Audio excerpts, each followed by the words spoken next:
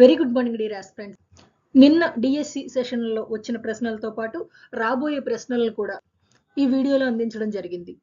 జనరల్గా బయట మీకు మార్కెట్లో బుక్స్లో లభించడానికి అవకాశం బాగా తక్కువగా ఉన్న అంశాలను ఇందులో ఇవ్వడం జరుగుతోంది. ఉదాహరణకు చూసుకుంటే ఫ్రీడమ్ ఫైటర్స్ బిరుదులు అడుగుతున్నాడు. ఫ్రీడమ్ ఫైటర్స్ బిరుదులు అనేవి ఏ జీకే బుక్లో చూసినా కనపడతాయి. అదే blue Aadhaar, international education day ఇలాంటి అంశాలు సాధారణంగా చాలా జీకే బుక్స్లో కనపడవు. కానీ ఎగ్జామ్లో ఇవే చాలా కీలకమైన పాయింట్లు కనుక వీడియో ఎక్కడ స్కిప్ చేయకుండా చూడండి. ఏ రంగంలో శాంతి స్వరూప్ భట్నాగర్ అవార్డులు ఇస్తారు? ఇక్కడ ప్రశ్న కొంచెం తప్పు పడింది. శాంతి స్వరూప్ భట్నాగర్ అవార్డ్స్ అనేవి సైన్స్ అండ్ టెక్నాలజీ రంగంలో ఇస్తారు. ఈ ప్రశ్న ఇక్కడ ఎందుకు అడిగాడంటే గత సంవత్సరం అంటే 2024 నుంచి ఈ శాంతి స్వరూప్ భట్నాగర్ అవార్డ్స్ అనేవి రాష్ట్రీయ విజ్ఞాన్ పురస్కార్ అవార్డుల్లో కలిపేశారు. శాంతి స్వరూప్ భట్నాగర్ అవార్డు కింద 5 లక్షల రూపాయల అమౌంట్ని ఇస్తారు.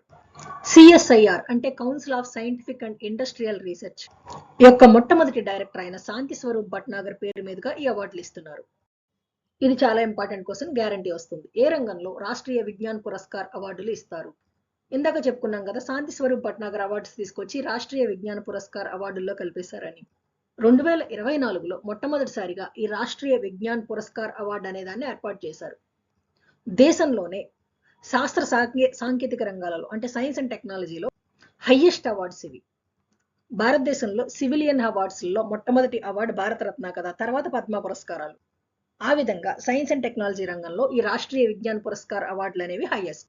అయితే 2024 వరకు హైయెస్ట్ అవార్డ్స్ శాంతి స్వరూప్ భట్నాగర్ అవార్డే ఎస్ఎన్టీలో హైయెస్ట్ అవార్డు. కానీ ఇప్పుడు వాటిని తీసుకొచ్చి రాష్ట్రీయ విజ్ఞాన పురస్కార్ అవార్డ్స్లో కలిపేశారు. కనుక ఈ ప్రశ్న రావడానికి చాలా ఖచ్చితంగా అవకాశం ఉంది. ఇంకా చాలా ఇంపార్టెంట్ ప్రశ్నలు ఉన్నాయి, అయితే ఒక్క నిమిషం. మీరు టెలిగ్రామ్ ఛానల్లో గత ఎడ్యుకేషన్ పేపర్లలో ఇచ్చిన ఇంపార్టెంట్ క్వశ్చన్స్ అన్నీ కూడా ఒక పీడిఎఫ్ చేసి ఇవ్వడం జరిగింది. అది టెలిగ్రామ్ ఛానల్లో పీడిఎఫ్ ఉంది. ఆ ప్రశ్నలు ఖచ్చితంగా చూసుకోండి, అందులోంచి చాలా ఇంపార్టెంట్ క్వశ్చన్స్ వస్తాయి. మీరు ఇప్పటి వరకు ఆ టెలిగ్రామ్ ఛానల్లో జాయిన్ అవ్వకపోతే ఇక్కడున్న 2 నెంబర్స్లో పై నెంబర్కి మెసేజ్ పెట్టండి లేదా 2వ నెంబర్కి కాల్ చేయండి. జనరల్గా ఇప్పటి వరకు వచ్చే డిఎస్సి పేపర్లు ఏమి మరీ అంత కష్టంగా లేవు, మోడరేట్గానే ఉన్నాయి. కొన్ని చాలా బేసిక్ ప్రశ్నలే అడుగుతున్నాడు. నేషనల్ సైన్స్ డే ఫిబ్రవరి 28 అనేది గుర్తుపెట్టుకోండి. ఇది ఈజీగానే డేట్ గుర్తుపెట్టుకోవచ్చు. ఎందుకంటే ఫిబ్రవరికి సాధారణంగా 4 సంవత్సరాలకు ఒకసారి లీప్ ఇయర్ తప్పితే మిగిలిన అన్ని సంవత్సరాల్లోనే ఫిబ్రవరికి 28 రోజులే కదా. ఆ లాస్ట్ డే ఫిబ్రవరి 28 నేషనల్ సైన్స్ డే. జీకే పరంగా అడగాలంటే నేషనల్ సైన్స్ డే ఎప్పుడు అని అడుగుతాడు, నేషనల్ సైన్స్ డే ఎందుకు జరుపుకుంటామని అడుగుతాడు. సర్ సివి రామన్ కనిపెట్టిన రామన్ ఎఫెక్ట్ ఏదైతే ఉందో దాన్ని గౌరవిస్తూ మనం నేషనల్ సైన్స్ డే జరుపుకుంటాం. ఆయనకి 1930లో ఈ రామన్ ఎఫెక్ట్ గురించే నోబెల్ ప్రైజ్ వచ్చింది, తెలుసు కదా. జీకేలో భాగంగా అడగాలంటే డేట్ అడగచ్చు లేదా ఎందుకు జరుపుకుంటారని అడగచ్చు. కరెంట్ అఫైర్స్ లో భాగంగా అడగాలంటే నేషనల్ సైన్స్ డే 2025 థీమ్ ఏంటని అడగచ్చు.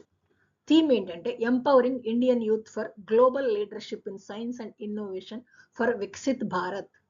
కనీసం మీరు 15 నుండి 20 థీమ్స్ బట్టి వేస్తే అంటే కంఠస్థ పడితే, అంటే యాజ్ ఇట్ ఈస్ కంఠస్థ పట్టాలని కాదు, చూడగానే ఐడెంటిఫై చేసేలా ఉంటే ఖచ్చితంగా దాని నుంచి మీకు ప్రశ్న గ్యారంటీ. ఆ ఇంపార్టెంట్ థీమ్స్ అన్ని కూడా మీకు ఈ వీడియోస్లో ఇవ్వడం జరిగింది. ఇది కూడా చాలా ఇంపార్టెంట్ క్వశ్చన్. నేషనల్ సైన్స్ డేకి నేషనల్ స్పేస్ డేకి కన్ఫ్యూజ్ అవ్వకండి. ప్రశ్న రకరకాలుగా రావచ్చు. ఒక సెషన్లో నేషనల్ స్పేస్ డే ఎప్పుడు అని అడగచ్చు, ఇంకో సెషన్లో నేషనల్ స్పేస్ డే ఎందుకు జరుపుకుంటారు అని అడగచ్చు. చంద్రుడి మీదకి ఒక శాటిలైట్ పంపడం అంటే అసలు అది సాధారణమైన విషయమే కాదు. 1962లో కేరళలో మొట్టమొదటిసారి టెరల్స్ అంటే తొంబా ఈక్వటోరియల్ రాకెట్ లాంచింగ్ స్టేషన్ స్థాపించినప్పుడు, ఇది కేవలం నేషనల్ స్పేస్ డే గురించి చెప్తున్నాను అనుకోకండి, ఇది కూడా బిట్ రూపంలో ప్రశ్న రూపంలో రావచ్చు.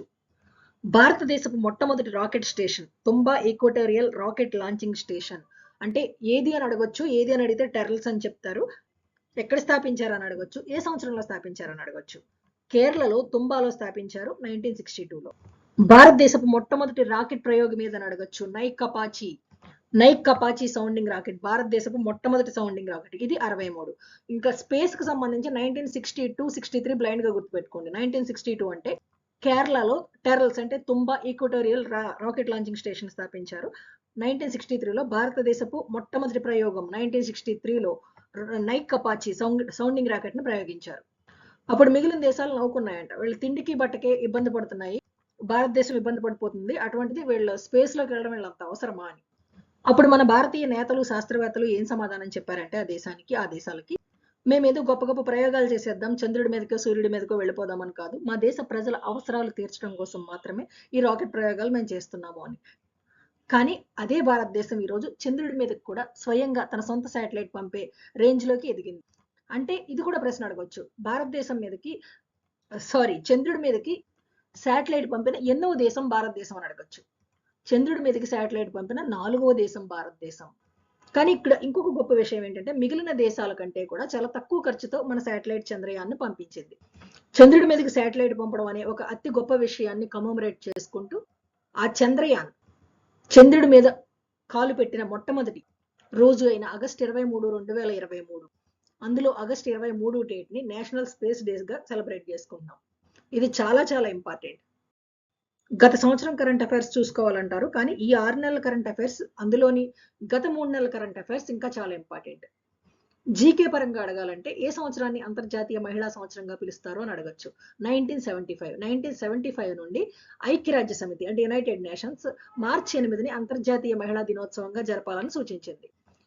అంటే ప్రతి సంవత్సరం మార్చి 8ని జరపడం మాత్రమే కాదు, అంతర్జాతీయ మహిళా దశాబ్దం అని ఏది అని కూడా అడగచ్చు. అడిగితే 1975 నుంచి స్టార్ట్ చేశారు కదా, మార్చి 8 నుంచి ఇలా జరుపుకోవడం అనేది. ఆ మన్నాటి సంవత్సరం 1976 నుంచి 10 సంవత్సరాలు అంటే 1976 టు 1985 వరకు 10 సంవత్సరాలు ఆ దశాబ్దాన్ని ఐక్యరాజ్య సమితి మహిళా దశాబ్దం అని కూడా పిలుస్తారు. ఇది జీకే పరంగా అడిగే బిట్. అట్లా కాకుండా కరెంట్ అఫైర్స్ పరంగా అడిగితే ఇంటర్నేషనల్ ఉమెన్స్ డే 2025 థీమ్ ఏంటి అని అడగచ్చు. యాక్సిలరేట్ యాక్షన్ అంటే మహిళల పరంగా మహిళల భద్రత ఇంకా వాళ్ళ అభివృద్ధి పరంగా తీసుకోవాల్సిన చర్యలని బాగా వేగవంతం చేయాలని. జనరల్ గా మనం కార్లో చూడండి, కార్లో ఏముంటాయి, ఏబిసి ఉంటాయి. ఏ అంటే మనం జనరల్ గా వాడుక పదంలో ఎక్సలేటర్ అంటాం, ఎక్సలేటర్, బ్రేక్, క్లచ్ అంటాం. కానీ యాక్చువల్ గా పదం ఎక్సలేటర్ కాదు, యాక్సిలరేటర్. అంటే ఆ ఎక్సలేటర్ అనేది నొక్కితే కారు ముందుకు పోతుంది కదా, వేగం పెంచడానికి వేగం పెంచడానికి మనం ఎక్సలేటర్ మీద కాలేస్తాం. మహిళా అభివృద్ధి చర్యలు కూడా అలా వేగవంతంగా చేయడం కోసం యాక్సిలరేట్ యాక్షన్ అని చెప్పి ఈ సంవత్సరం థీమ్ ఇచ్చారు. 2025 ఇంటర్నేషనల్ ఉమెన్స్ డే కలర్ ఏంటి? ఇంటర్నేషనల్ ఉమెన్స్ డే యొక్క అఫీషియల్ కలర్ ఏంటంటే పర్పుల్. ఇన్ని థీమ్స్, ఇన్ని డేట్లు ఎక్కడ గుర్తుపెట్టుకోవాలి అని తలపట్టుకోవద్దు. ఎందుకంటే వందల్లో ఉద్యోగాలు ఉన్నాయి, లక్షల్లో కాంపిటేటర్స్ ఉన్నారు. అలాంటప్పుడు ఖచ్చితంగా గుర్తుపెట్టుకోవాల్సిందే. ఒక పని చేయండి, ఒక రఫ్ బుక్ మీద కానీ ఒక పేపర్ మీద కానీ ఒక వరుస క్రమంలో రాసేసుకుని 1కి 2 సార్లు చూసుకోండి, గుర్తుండిపోతాయి. ఇవేమి చూడకుండా రాయనవసరం లేదు కదా, జస్ట్ చూడగానే ఐడెంటిఫై చేయగలిగితే చాలు. జనవరి 24 రోజు 2 అంశాలు ఉన్నాయి. ఏంటంటే ఒకటి national girl child day, 2 international education day. International education day మీకు చాలా ఇంపార్టెంట్, కానీ అదే రోజు జరుగుతుంది కనుక నేషనల్ గర్ల్ చైల్డ్ డే గురించి కూడా అడగొచ్చు. అంటే మనకి రిపబ్లిక్ డేకి 2 రోజుల ముందు జనవరి 24. గర్ల్ చైల్డ్ డే థీమ్ ఏంటంటే empowering girls for a bright future. అదే ఇంటర్నేషనల్ ఎడ్యుకేషన్ డే థీమ్ ఏంటంటే ఏఐ అంటే ఆర్టిఫిషియల్ ఇంటెలిజెన్స్. ఏఐ అంటే తెలుసు కదా, AI and education, preserving human agency in a world of automation. What is the theme of the world environment day 2025? ఈ ప్రశ్న 3 రకాలుగా అడగచ్చు. వరల్డ్ ఎన్విరాన్మెంట్ డే ఎప్పుడు జరుపుకుంటారు, ఏ తేదీన జరుపుకుంటారు అనేది మొదటి ప్రశ్న, జూన్ 5న. రెండవది, వరల్డ్ ఎన్విరాన్మెంట్ డేని ఈ సంవత్సరం ఏ దేశం నిర్వహించబోతోంది అనేది రెండవ ప్రశ్న. సౌత్ కొరియా నిర్వహించబోతోంది. మూడవ ప్రశ్న, వరల్డ్ ఎన్విరాన్మెంట్ డే 2025 యొక్క థీమ్ ఏంటి? Beat plastic pollution. ఇది కరెంట్ అఫైర్స్ పరంగా అడగాలంటే. ఒకవేళ జీకే పరంగా అడగాలంటే the first major global summit focused on environmental issues. పర్యావరణానికి సంబంధించి అంతర్జాతీయంగా దృష్టి సారించి నిర్వహించిన మొట్టమొదటి సదస్సు ఏంటి? Most important GK bit. 1972 United Nations conference on the human environment held in, ఎక్కడ జరిగింది? స్వీడన్ లోని స్టాక్ హోమ్. దీన్ని స్టాక్ హోమ్ సదస్సు అంటారు. దీనిని ఎవరు నిర్వహించారు? యుఎన్ఈపి, యునైటెడ్ నేషన్స్ నిర్వహించింది. ఈ సదస్సు సందర్భంగా ఇక్కడే యుఎన్ఈపి అనే ఒక సంస్థను కూడా ఏర్పాటు చేశారు. యుఎన్ఈపి అంటే United Nations environment program. United Nations అంటే ప్రపంచ దేశాలన్నీ ఉండే సంస్థ. యుఎన్ఈపి అంటే ప్రత్యేకంగా ఎన్విరాన్మెంట్ ని కాపాడడం కోసం ఏర్పాటు చేసిన ఒక వ్యవస్థ. ఎప్పుడు ఏర్పాటు చేశారు? ఈ స్టాక్ హోమ్ సదస్సులో 1972లో. ఇంటర్నేషనల్ ఎడ్యుకేషన్ డే ఎంత ఇంపార్టెంట్, ఇంటర్నేషనల్ లిటరసీ డే కూడా అంతే ఇంపార్టెంట్. మీకు ఇంపార్టెంట్ డేట్లు 3 చెప్తాను, బాగా గుర్తుపెట్టుకోండి. సెప్టెంబర్ నెలలో 2 డేట్లు. సెప్టెంబర్ 5 అనగానే మీకు బాగా ఐడియా ఉంటుంది, నేషనల్ టీచర్స్ డే అనేది. భారతదేశపు మొట్టమొదటి ఉపరాష్ట్రపతి అయిన సర్వేపల్లి రాధాకృష్ణన్ గారి పుట్టినరోజు జ్ఞాపకార్థం ప్రతి సంవత్సరం సెప్టెంబర్ 5న చేసుకుంటారు, అది మీకు తెలుసు. అదే సెప్టెంబర్లో 3 రోజుల తర్వాత అంటే సెప్టెంబర్ 8న ఇంటర్నేషనల్ లిటరసీ డే ఉంది. ఇంటర్నేషనల్ లిటరసీ డే ఉంది. అలా కాకుండా సెప్టెంబర్ 5 నేషనల్ టీచర్స్ డే తెలుసు మీకు. అక్టోబర్ 5 అంటే కరెక్ట్గా ఒక నెల తర్వాత వరల్డ్ టీచర్స్ డే. ఎంత ఇంపార్టెంటో చూడండి. September 5 national teachers day, October 5 world teachers day. World teachers day theme వరకు అడగకపోవచ్చు, డేట్ ఏంటని అడగచ్చు. కానీ నేషనల్ టీచర్స్ డే థీమ్ అయితే మాత్రం ఇంపార్టెంటే. ఇక్కడ 2024 థీము 2025 థీము రెండు ఇచ్చాను. అంటే 2024 ఆల్రెడీ సెప్టెంబర్లో అయిపోయింది కదా, కనుక అయితే అది అడగచ్చు. లేదా రాబోయే థీమ్ను ముందుగానే ప్రకటించారు కనుక 2025 థీమ్ అడగచ్చు. రెండు జాగ్రత్తగా చూసుకోండి. కాకపోతే మొత్తం అంతా చదువుకోని అవసరం లేదనుకుంటున్నాను. ఆ ఫస్ట్ 3 పదాలు గుర్తుపెట్టుకుంటే చాలు. 2024 అనగానే వాల్యూయింగ్ టీచర్ వాయిసెస్ అని గుర్తుపెట్టుకోండి, లేదా టీచర్ వాయిస్ అని గుర్తుపెట్టుకోండి. అయిపోయిందైతే టీచర్ వాయిస్, రాబోయేదైతే ఎడ్యుకేటర్స్. 2024 చూడండి, వాల్యూయింగ్ టీచర్ వాయిసెస్ అన్నాడు. ఇంకా తర్వాత మిగిలిన పదాలు గుర్తుపెట్టుకోగలిగితే చూసుకోండి, లేదా అవసరం లేదనుకుంటున్నాను. 2025 అయితే ఎంపవరింగ్ ఎడ్యుకేటర్స్. సింపుల్గా గుర్తుపెట్టుకోవాలంటే టీచర్స్ అని వస్తే 2024 థీము, ఎడ్యుకేటర్స్ అని వస్తే 2025 థీము. ఇన్ని థీమ్స్ గుర్తుపెట్టుకోవాలా అనిపిస్తుంది, కానీ చిన్న చిన్న ట్రిక్స్ యూజ్ చేసుకుంటే ఇవి చాలా ఈజీ. ఫర్ ఎగ్జాంపుల్ చూడండి, ఇంటర్నేషనల్ లిటరసీ డే 2025 థీమ్ ఏంటి అన్నాడు అనుకోండి. అందులో డైరెక్ట్ గానే ఉంది, promoting literacy in the digital area. ఒకప్పుడు లిటరసీ అంటే చదవడం రాయడం మాత్రమే, కానీ ఇప్పుడు లిటరసీ అంటే ఈ డిజిటలైజేషన్ యుగంలో కంప్యూటర్ గురించి బేసిక్ పరిజ్ఞానం ఉండడం కూడా లిటరసీ కిందే పరిగణలోకి తీసుకుంటున్నాం. ఇప్పుడు డిగ్రీ చదివిన వాడు అక్షరాస్యుడి కింద పరిగణలోకి తీసుకోవట్లే. అంటే అది అధికారికంగా కాదు, జస్ట్ జనరల్ థింకింగ్ అంటున్నాను నేను. ఎవరికైతే కంప్యూటర్ ఆపరేట్ చేయడం వస్తుందో వాళ్ళనే లిటరేట్ అంటున్నారు. కనుక ఈ డిజిటల్ ఎరాలో ప్రమోటింగ్ లిటరసీ అంటే ఈ డిజిటల్ లిటరసీ అనేది చాలా ఇంపార్టెంట్. చిన్న ట్రిక్స్ తో చాలా ఈజీగా గుర్తుపెట్టుకోవచ్చు ఇవన్నీ. జూన్ 12 అంటే ఈ నెల మీకు ఎగ్జామ్స్ జరుగుతున్న నెలే కనుక జూన్ 12 గురించి అడగొచ్చు. ఎందుకంటే world against child labour day. అయితే డేట్ అడగచ్చు, లేదా థీమ్ అడగచ్చు. చైల్డ్ లేబర్ డే జూన్ 12న జరుపుకుంటారు. థీమ్ ఏంటంటే progress is clear but there is more to do, let's speed up efforts. అంటే అర్థం ఏంటి? పురోగతి స్పష్టంగా ఉంది అంటే చైల్డ్ లేబర్ కోసం.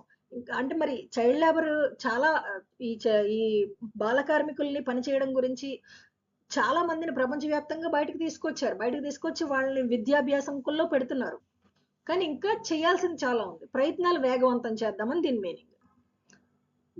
జూన్ 12 తిరిగేస్తే అంటే world against child labour day June 12 అనుకున్నాం కదా, 12 తిరిగేస్తే 21 ఏంటి? యోగా థీమ్ ఏంటి? International yoga day. International yoga day theme ఏంటి? Yoga for one earth one health. World wildlife day కూడా చాలా important. March 3 world wildlife day. The theme for world wildlife day is wildlife conservation finance, investing in people and planet. వన్యప్రాణులను సంరక్షించుకోవడం అంటే అది మనం ప్రజల మీద, ఈ భూగ్రహం మీద మనం పెట్టే పెట్టుబడే లెక్క. జీవ వైవిధ్యం సక్రమంగా ఉంటేనే, బయాలజీలో మీరు ఆహారపు గొలుసులు, ఆహారపు వల ఇవన్నీ చదువుకుని ఉంటారు కదా.